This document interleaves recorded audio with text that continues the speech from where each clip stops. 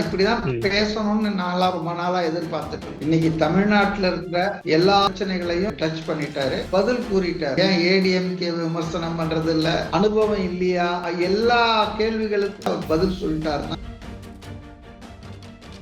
Whistle சத்தம் ரொம்ப பயமுறுத்துதுங்க. திமுக இல்லைன்னா ஒரு கவுன்சிலர் போயிட்டு விசில் அடிக்காதீங்கன்னு தூய்மை பணியாளர்கள் கிட்ட அதை புடுங்கி போட்டு சென்னை போலீஸ் சேப்பாக்கம் ஸ்டேடியத்துல விசில் எடுத்துன்னு போக கூடாதுன்னு தடை பண்ண சொல்லுது. சின்னத்தை பார்த்து அலறாங்க.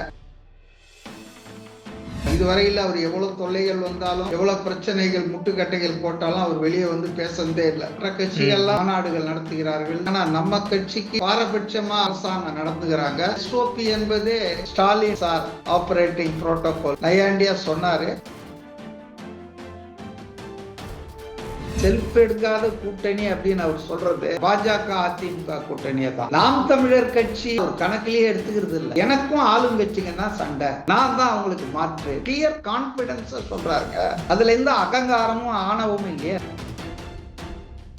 உரிமை தொகையை பற்றி அவர் கவலைப்படல. இந்த 2000 ரூபாய் கோடைக்கால சிறப்பு தொகைன்றீங்களா, தமிழ்நாட்டுல இந்த வருஷம் மட்டும்தான் கோடை காலம் வருதா? ஆண்களுக்கு கோடை காலம் இல்லையா? பெண்கள் ஓட்ட கவர் பண்ணி இவங்க அரசாங்க வரி பணத்தை கஜானாவில இருந்து எடுத்து விடுவாங்கன்னா அது சரிதானா?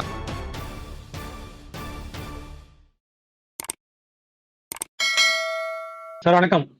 வணக்கம் சார், சேலத்துல தாவேகா தலைவர் விஜய் அவர்கள் பேசியிருக்கிறாரு. திமுகவுக்கு திராணி இருக்கா, தில் இருக்கா அப்படின்னு கிட்டத்தட்ட ஒரு கர்ஜிக்கும் துணியில கொஞ்சம் கோபமாகவும் பேசியிருக்கிறாரு.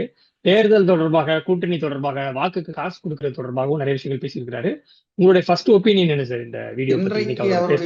ஸ்பீச் வந்து ரொம்ப தன்னம்பிக்கை மிக்கதாக இருந்தது. பொலிட்டிக்கல் ஸ்பீச் இதுதான், இப்படிதான் பேசணும்னு நாளா ரொம்ப நாளா எதிர்பார்த்துட்டு இருந்தேன். அதாவது அவர் touched upon almost all the relevant issues. இன்னைக்கு தமிழ்நாட்டில் இருக்கிற எல்லா விதமான முக்கியமான பிரச்சனைகளையும் அவர் டச் பண்ணிட்டாரு. எல்லாத்துக்கும் பதில் கூறிட்டாரு. ஏன் பாஜகவை அட்டாக் பண்ணல, ஏன் ஏடிஎம்கே விமர்சனம் பண்றது இல்ல, அனுபவம் இல்லையா, எல்லா கேள்விகளுக்கும் எதிர்கட்சிகள் குறிப்பாக திமுகவினர், சமீப காலமாக அதிமுகவினர் எழுப்பிய எல்லா விதமான கேள்விகளுக்கும் அவருக்கே உரித்தான பாணியில அவர் பதில் சொல்லிட்டாருன்னு தான் நினைக்கிறேன். அதே போல அவர் வந்து முதல் முறையாக தனக்கு வந்து இந்த திமுக ஆட்சியாளர்கள் காவல்துறை மூலமாக, எஸ்ஓபி மூலமாக எந்த அளவுக்கு பிரச்சனை கொடுக்கிறார்கள் என்று முதல் முறையாக ஒரு புகார் குற்றச்சாட்டை வைத்திருக்கிறார். இதுவரையில் அவர் எவ்வளவு தொல்லைகள் வந்தாலும் எவ்வளவு பிரச்சனைகள் முட்டுக்கட்டைகள் போட்டாலும் அவர் வெளியே வந்து பேசவே இல்லை. He never complained. பட் இன்னைக்கு முதல் முறையாக இன்னைக்கு எந்த அளவுக்கு மற்ற கட்சிகள்லாம் வந்து மாநாடுகள் நடத்துகிறார்கள், மக்கள் சந்திப்பு நடத்துறாங்க. ஆனா நம்ம கட்சிக்கு நான் வரணும்னா மட்டும் எப்படி ரொம்ப பாரபட்சமா அரசாங்கம் நடத்துகிறாங்க. ரெண்டாவது எஸ்ஓபி என்பது அவர் ஒரு நையாண்டியா சொன்னார், ஸ்டாலின் ஆபரேட்டிங் ப்ரொசீஜர். எஸ்ஓபின்றது வந்து அது வந்து ஸ்பெஷல் ஆபரேட்டிங் புரோட்டோகால் ப்ரொசீஜர் கிடையாது, ஸ்டாலின் சார் ஆபரேட்டிங் புரோட்டோகால் ரொம்ப நையாண்டியா சொன்னாரு. இன்னைக்கு ஸ்பீச் அவங்க கேடர்களுக்கும் அவங்க நிர்வாகிகளுக்கும் ஒரு புத்துணர்ச்சியை கொடுத்துருக்கோம். தனியாக தான் கட்சி தொடங்கி கிராஸ் ரூட்ல இருந்து ஸ்கிராச்ல இருந்து கொண்டு வந்துட்டு இருக்க 30% மக்கள் ஆதரவை நான் பெற்றிருக்கிறேன்னு முதல் முறையாக அவர் சொல்லியிருக்காரு இந்த பிகரை. இதுவரையில மற்றவர்கள்லாம் பேசியிருக்காங்க, செங்கோட்டையன், ஆதவ் அர்ஜுனா, மற்றவங்க எல்லாம். ஆனா ஃபர்ஸ்ட் டைம் மிஸ்டர் விஜய் வந்து பொதுவெளியில தன் கட்சிக்கு தனக்கு 30% ஆதரவு இருக்கிறது தமிழ்நாட்டு வாக்காளர்களிடையே என்பதை இன்றைக்கு வந்து அழுத்தம் திருத்தமா சொல்லியிருக்காருங்க. இது ஒரு பெரிய முன்னேற்றம். ஏன்னா விஜய் வந்து சாதாரணமா லூஸ் டாக் பண்ண மாட்டாரு. விஜய் வந்து சும்மா அப்படி அடிச்சுலாம் விட மாட்டாரு. கான்கிரீட்டா தான் சொல்லுவாரு, கான்கிரீட்டா தான் பேசுவாரு. அப்ப அந்த அடிப்படையில இந்த 30% மக்கள் ஆதரவு எங்களுக்கு இருக்குதுன்றத அவர் அநேகமா வந்து 10 வாட்டி கிராஸ் செக் பண்ணிட்டு தான் இன்னைக்கு பொதுவெளியில சொல்லியிருக்காரு. இன்னொன்னு சொன்னாரு, என்ன மாதிரி நீங்க யாரும் இல்ல, நீங்க எல்லாம் யாரோ ஆரம்பிச்ச கட்சி, யாரோ தயவுல இன்னைக்கு கட்சியில பொறுப்புல இருக்கீங்க, கட்சியை தலைமை தாங்கி நடத்துறீங்க. ஆனா நான் தன்னந்தனியனா நானே ஆரம்பிச்சு நானே இந்த அளவுக்கு வளர்ந்துருக்கிறேன் அப்படின்றது அவர் சொல்லாம சொல்லிட்டாரு. எனக்கு நீங்க எல்லாம் ஒண்ணுமே கிடையாது, நீங்கெல்லாம் இந்த பரம்பரை சொத்து மாதிரி வாரிசு மாதிரி வந்திருக்கீங்க. எம்ஜிஆர் ஜெயலலிதா கட்டிய கோட்டையில தான் இவர் உட்கார்ந்துட்டு இருக்காரு நம்ம பழனிசாமி. அதே போல அண்ணாதுரை, கருணாநிதி இவங்கெல்லாம் பண்ணதுலதான் ஸ்டாலின் உட்கார்ந்துட்டு இருக்காரு. ஆனா நான் அப்படி யார் கட்டின கோட்டையிலும் வரல, நானே கல்லுகள்லாம் செங்கல்லா வச்சு கட்டி இருக்கேன்.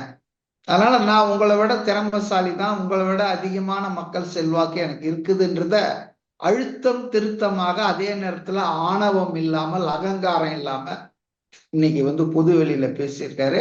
ரொம்ப நல்ல விஷயம் தான். இதுதான் இப்படிதான் அவரு S now matured as a politician.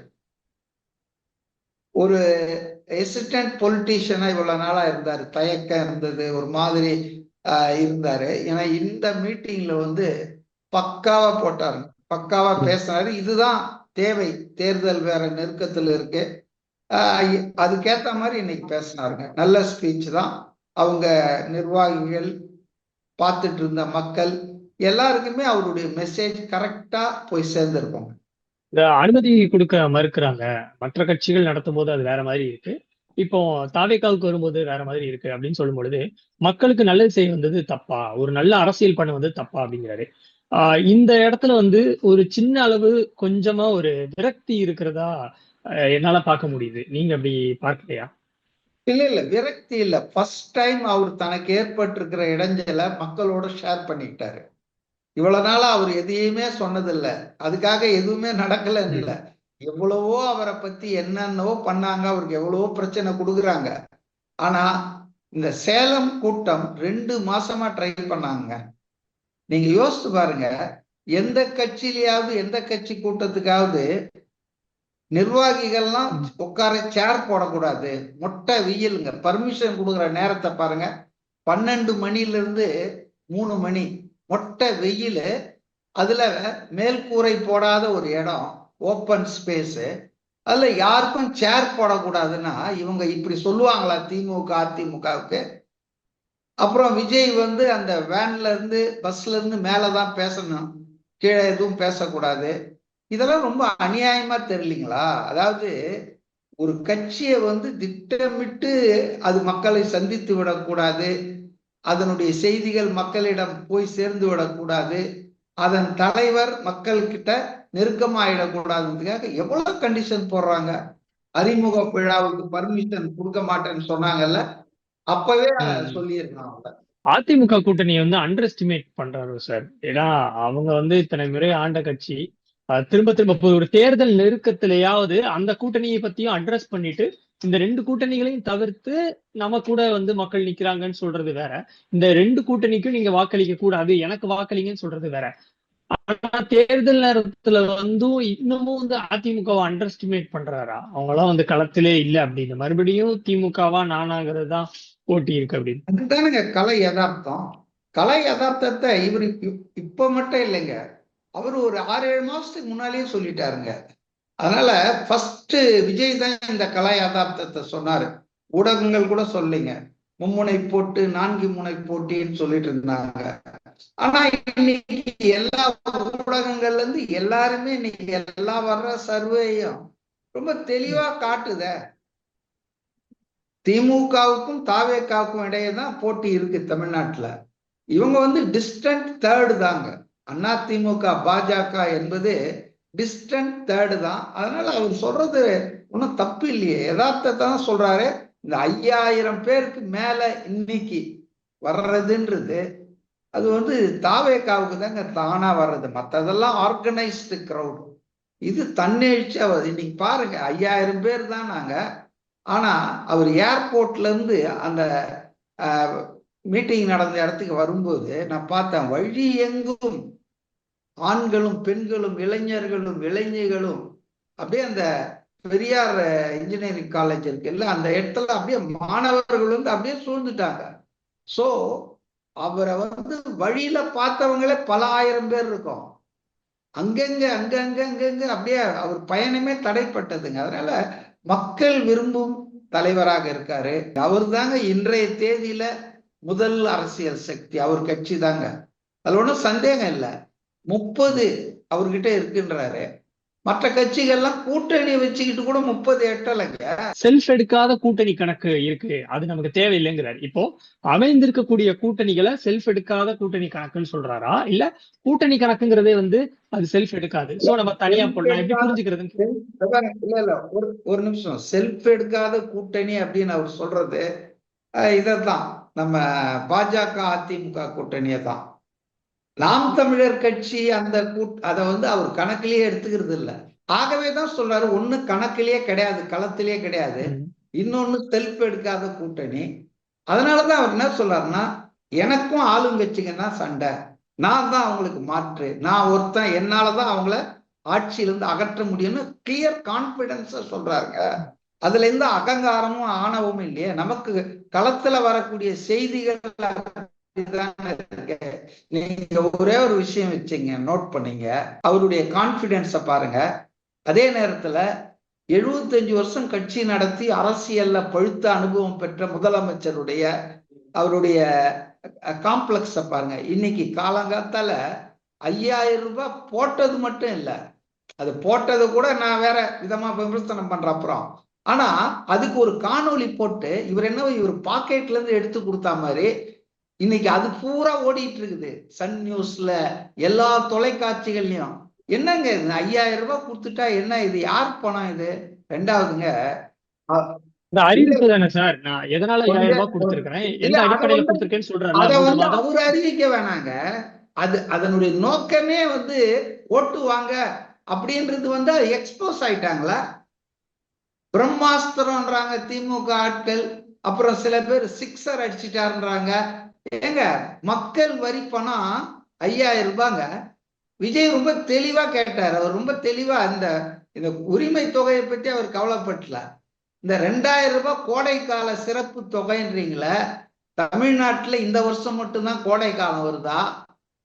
ஆண்களுக்கு மட்டும்தான் கோடை காலம் வருதா? ஸ்டாலின் சொல்லுவாரா? ஏன்னா ஆண்களுக்கு கோடை காலம் இல்லையா, பெண்களுக்கு மட்டும்தான் கோடை காலமா? இப்ப பெண்களை ஓட்ட கவர் பண்ணி இவங்க அரசாங்க பணத்தை, வரி பணத்தை கஜானாவில இருந்து எடுத்து இப்படி விடுவாங்கன்னா இது வந்து சரிதானா? முதல்ல அவங்களுடைய கான்பிடன்ஸ் வந்து லோயஸ்ட் எப்ல இருக்குங்க. கோடை கால சிறப்பு தொகை, இப்ப கோடை காலம் வந்து 2026 சட்டமன்ற தேர்தலில் வர கோடை காலத்தை சொல்றாரா? 25ல கோடை காலம் வரலையா? 24ல வரலையா? 23ல வரலையா? 21ல வரலையா? 22ல வரலையா? இப்ப எல்லாமே ஓட்ட வாங்கறதுக்காக இவங்க பண்ற இந்த ரொம்ப சீப்பான, எதெல்லாம் பாஜக பண்றது தப்புன்னு சொன்னாங்களோ பீகார் தேர்தல்ல, மகாராஷ்டிரா தேர்தல்ல பணம் கொடுத்து சகோதரிகளுக்கு அப்புறம் பெண்களுக்குன்னு பீகார்ல 10,000 எல்லாம் போட்டாங்க. அதனால அதே பாசிசம் என்ன பண்ணிட்டு இருக்குதோ அததான் இந்த பாயாசமும் தமிழ்நாட்டுல பண்ணுது. என்ன வித்தியாசம் இவங்களுக்கு? ஜனநாயகத்தை பத்தியும் தேர்தல் வெற்றிகளை பத்தியும் இவங்களும் கவலைப்பட்டுட்டு என்னெல்லாம் பண்றாங்க. சோ இது வந்துங்க சரி கிடையாது. நான் ஒரே ஒரு கேள்விதான் மிஸ்டர் ஸ்டாலின் கிட்ட கேட்கணும்னு நினைக்கிறேன். இப்ப வந்து தடை பண்ணிடுவாங்கன்னு 3 மாசத்துக்கு அட்வான்ஸா கொடுக்குறீங்கல்ல, மே மாசம் வரைக்கும். நீங்க ஆட்சிக்கு வந்ததுல இருந்து 28 மாசம் இந்த தொகையை குடிக்கவே இல்லையே. இப்ப அந்த அரியர்ஸ் 28,000 கொடுக்கணும்ல, அந்த ஒரு சிந்தனை உங்களுக்கு இருக்கா? 28 மாசம் நீங்க கொடுக்கவே இல்லை ஆட்சிக்கு வந்து. ஆனா ஆட்சிக்கு வர்றது என்ன சொன்னீங்க? எல்லா குடும்ப தலைவிகளுக்கும் சொன்னீங்க.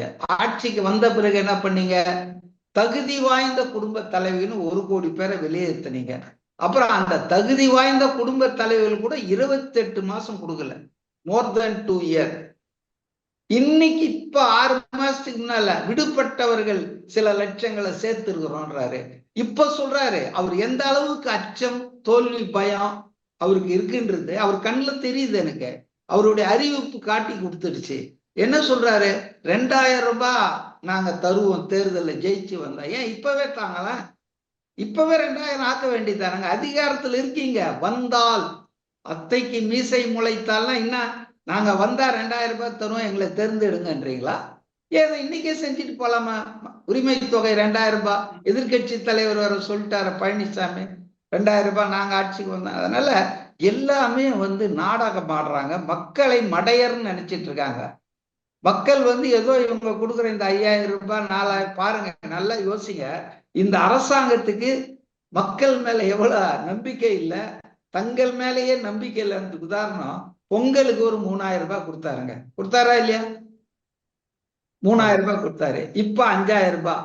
ஏங்க ஒரு 30 நாள்ல 8000 ரூபாய் கொடுத்துருக்காருங்க. இன்னும் எலெக்ஷனுக்கு முன்னால என்ன காலம் வரும் தெரியல, வசந்த காலத்துக்கு ஏதாவது சிறப்பு தொகை கொடுப்பாரா?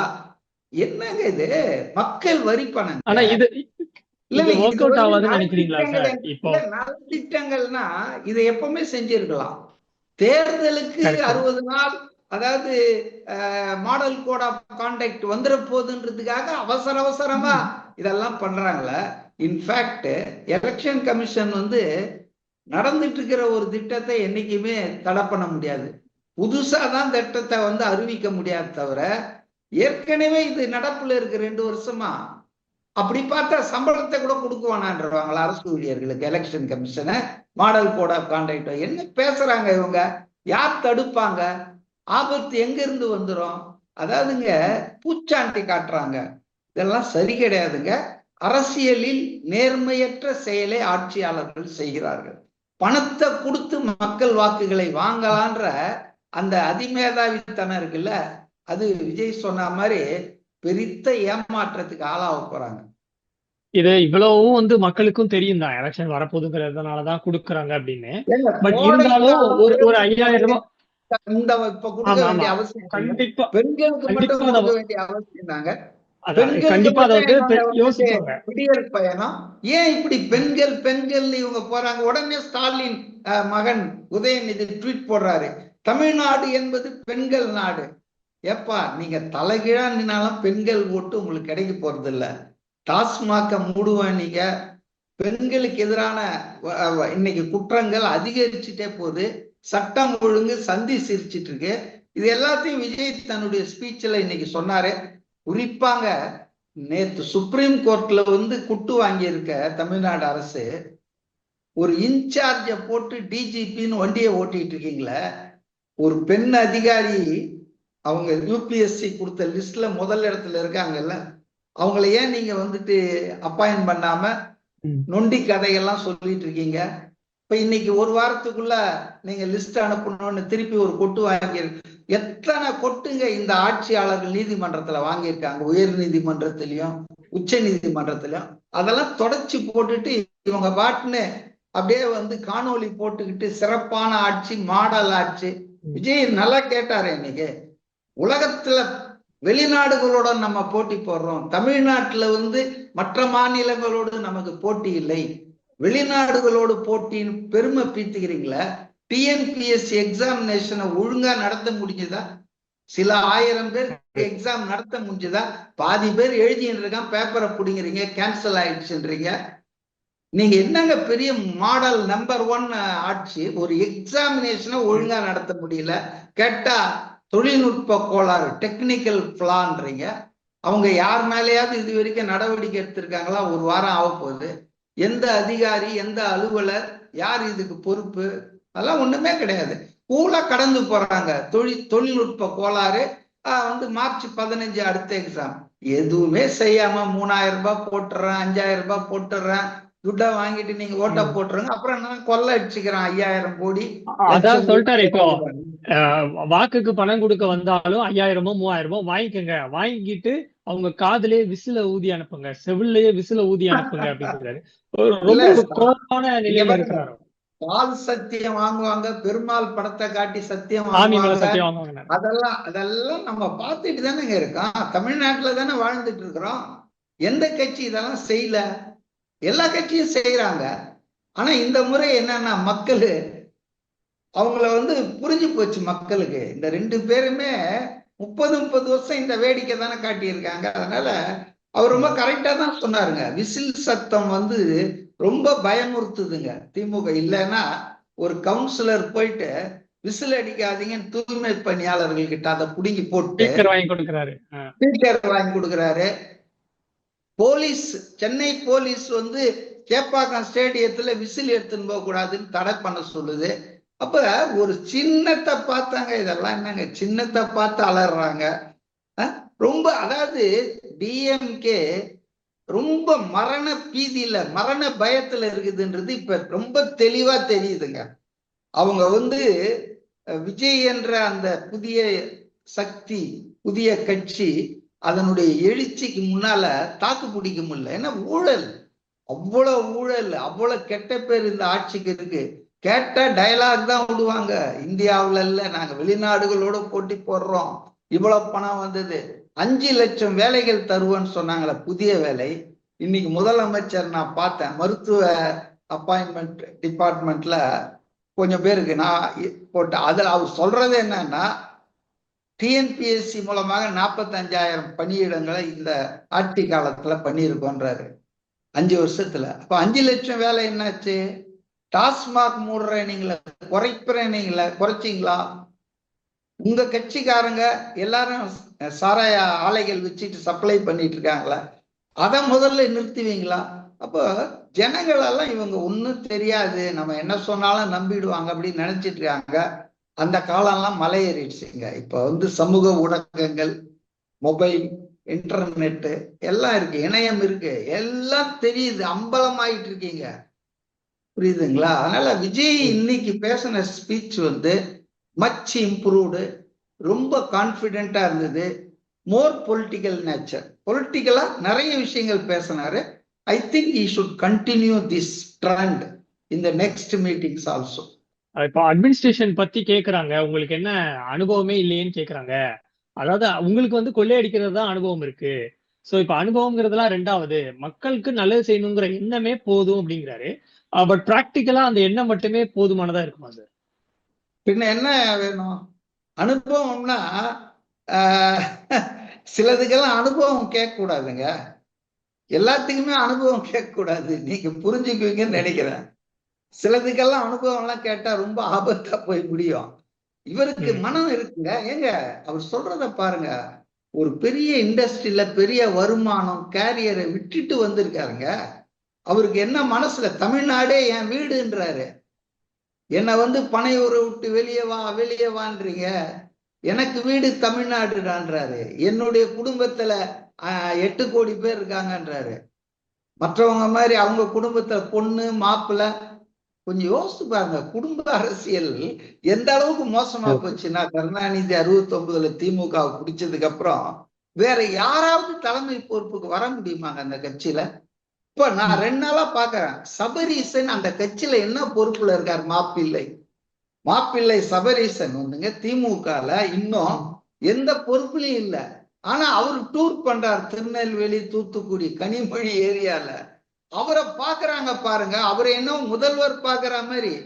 ஏன் இதெல்லாம் என்ன குடும்ப அரசியலின் கோரம் முகமா பாக்குற? மாப்பிள்ளைக்கு என்னங்க வேலை?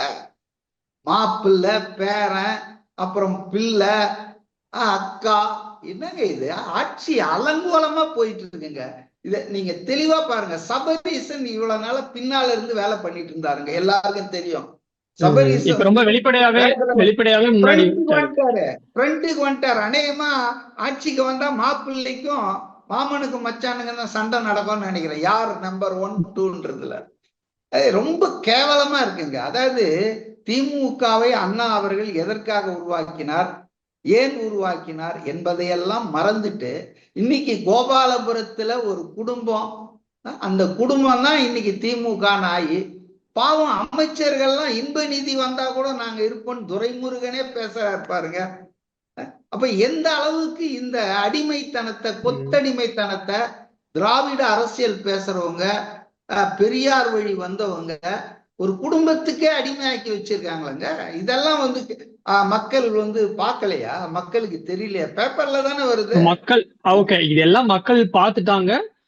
விஜய் சொல்றதையும் வந்து மக்கள் கிளீனா கவனிக்கிறாங்க. சோ இந்த அரசியலை பார்த்து இதை வெறுத்த மக்கள் விஜய் பக்கம் வர தொடங்கிட்டாங்க. அது இந்த எலெக்ஷன் ரிசல்ட்ஸ்ல தெரியுங்கிறத நீங்க நம்புறீங்க? கண்டிப்பாக இந்த ஆட்சி அகற்றப்படும். அதுக்கு ஒரு காரணம் 2 காரணம் இல்லை. நீங்க இன்னும் ஒரு 5000 கொடுத்தாலும் சரி. நீங்க ஒரு பாயிண்ட் சொன்னீங்க, வாங்கிக்க சொல்லிட்டாருன்னு. Is practical, pragmatic. வாங்க வேணான்னு சொன்னா யாருங்க விடுவாங்க?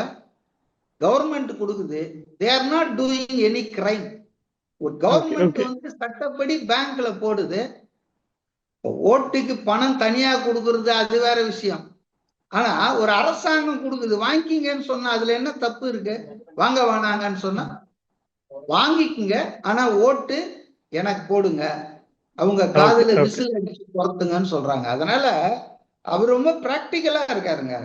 ஓகே சார், அடுத்தடுத்து என்ன நடக்குதுன்னு பார்ப்போம். இன்னொரு முக்கியமான சந்தர்ப்பத்துல இன்னொரு சுவாரஸ்யமான அரசியல் நிகழ்வு தொடர்பாக கண்டிப்பா உரையாடுவோம். நன்றி.